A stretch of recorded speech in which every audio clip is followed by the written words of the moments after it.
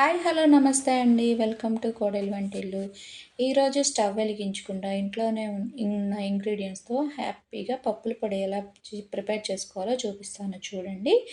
అప్పుడప్పుడు ఇన్‌స్టంట్‌గా ఇలా చేసుకుంటే చాలా బాగుంటుంది. మనం ఎలాంటి హడావుడి లేకుండా హ్యాపీగా ప్రిపేర్ చేసుకోవచ్చు. ముందుగా మిక్సీ జార్ తీసుకుని దానిలోకి వేయించిన శనగపప్పు, పుట్నాల పప్పు, ఎండు శనగపప్పు ఇలా ఏదైనా అనుకోవచ్చు వేసుకోండి. తర్వాత ఒక హాఫ్ స్పూను జీలకర్రనైతే వేసుకోండి. తర్వాత దీనిలోకి మనం ఎక్స్ట్రాగా చాలా ఇంగ్రీడియంట్స్ ఏమి వేయమండి. చాలా సింపుల్ ఇంగ్రీడియంట్స్ ఇంట్లో ఉన్నవే. రుచికి సరిపడిన ఉప్పుని వేసుకోండి.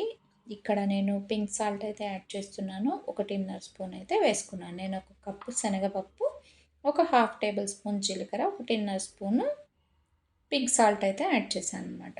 అయితే దీనిలో కొంచెం కలర్ కోసం ఒక చిటికెడు పసుపునైతే యాడ్ చేసుకుందాం.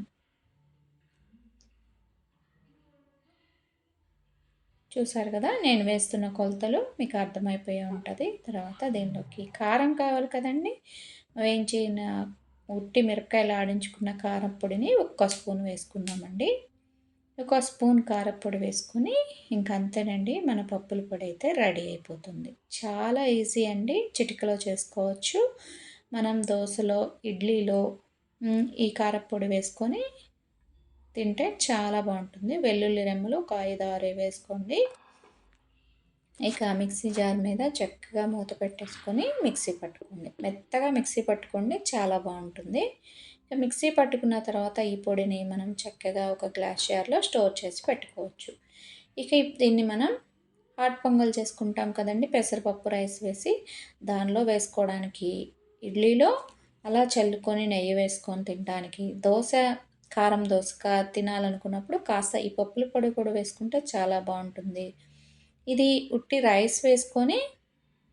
రైస్లో ఈ పొడి వేసుకొని నెయ్యి వేసుకొని తింటే అద్భుతంగా ఉంటుంది. అయితే మీరు పప్పుల పొడిని ఎలా తింటారో నాకు కామెంట్ చేయండి. దీన్ని చక్కగా ఒక గ్లాస్ జార్లో వేసి స్టోర్ చేసి పెట్టుకున్నామంటే మనకి ఎన్ని రోజులైనా నిలువ ఉంటుంది.